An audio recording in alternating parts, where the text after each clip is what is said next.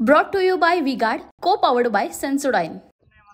ये रे पावसा तुला देतो पैसा, पैसा झाला खोटा आणि पाऊस आला मोठा. हे बालगीत जे आहे हे बीड जिल्ह्यासाठी मात्र सत्यात उतरलेलं नाही, असंच विदारक चित्र माझ्या पाठीमागे आपण पाहू शकता. वायबटवाडी नावाचे हे गाव आहे. साधारणतः लोकसंख्या 1200 ते 1300च्या घरामध्ये आहे. मात्र अशा पद्धतीनं इथल्या माता माऊल्यांना टँकर नाही, त्यामुळे अशा पद्धतीनं या आडामध्ये येऊन पाणी शेंदण्याची वेळ आलेली आहे.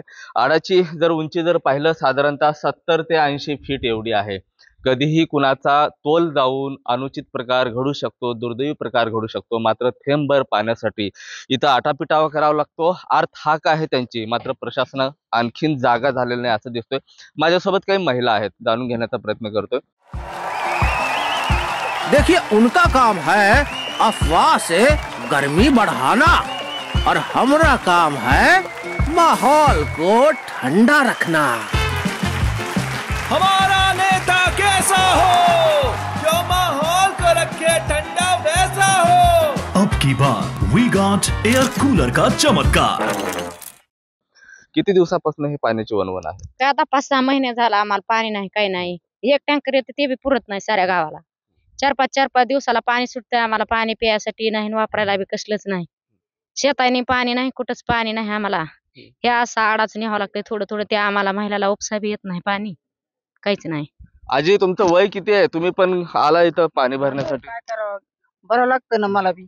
कोण दिन आता आपली झाल्यावर असं पाणी तिथं तुरंत कळाय ना आम्हाला. हे पाणी जे आहे ते पिण्यायोग्य आहे का? पिता येतं? हा पियाला घाण आहे हे पाणी. साधारणतः किती वेळ जातं पाण्यामध्ये तुझा?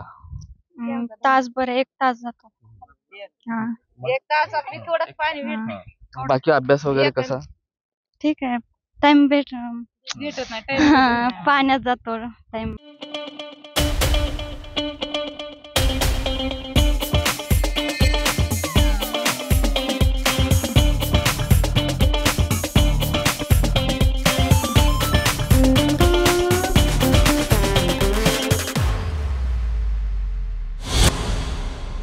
साधारणतः किती वाजता तुम्ही उठताय आणि किती वाजता इथे हे गर्दी होती? का दिवसभर अशीच गर्दी असते? दिवसभर राहते गर्दी चालू. सकाळी 7ला उठायचं, पाणी आणायचं.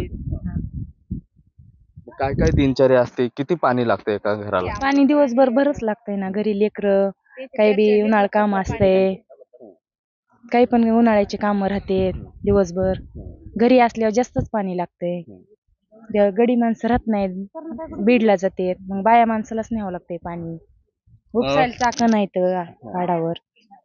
अच्छा, साधारणतः टँकर आल्यानंतर किती लिटर पाणी आणि एका घराला किती लिटर पाणी लागतं? तरी 20 घागरी लागतच की. कसं सांडायला लावण्याला 2-3 घागरी, पियाला 2-4 घागरी, धुण्या धान्याला 20 घागरी एका घराला लागतातच म्हणायचं सहजासहज.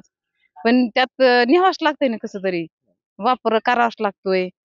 त्याच्यामुळं मग आता इकडे काही तिकडे काही न्यावा लागतोय. नाही टँकरचं, एका टँकरचं पाणी पुरतच नाही सगळ्या गावाला.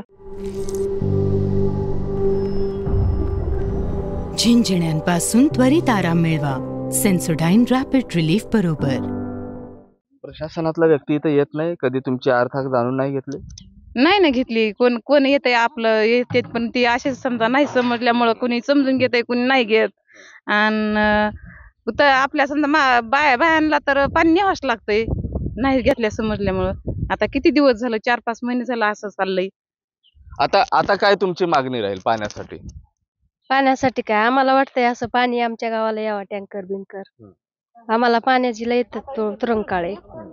आता असं दिवसभर आम्हाला लागतंय घागरीने पाणी आडाने न्यायला. दिवसभरात पाण्याचंच काम आहे आम्हाला, दुसरं काय. स्वयंपाक कधी करताय? स्वयंपाक सकाळी पहाटे 4ला उठून पाण्याला येत होतो आम्ही. तिथून 7-8ला स्वयंपाक करतो, पुन्हा नंतर अजून पाण्याला येतो.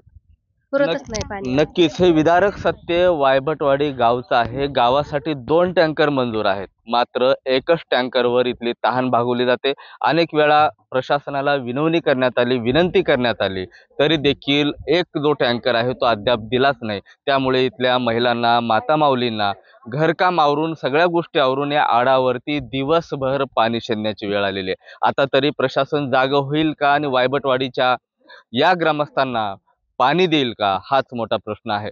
कॅमेरा पर्सन अक्षय रडेसह मी Mahendra Kumar Mudholkar, TV9 Marathi, Vaybatwadi, Beed. Brought to you by V Guard, co powered bye Sensodyne.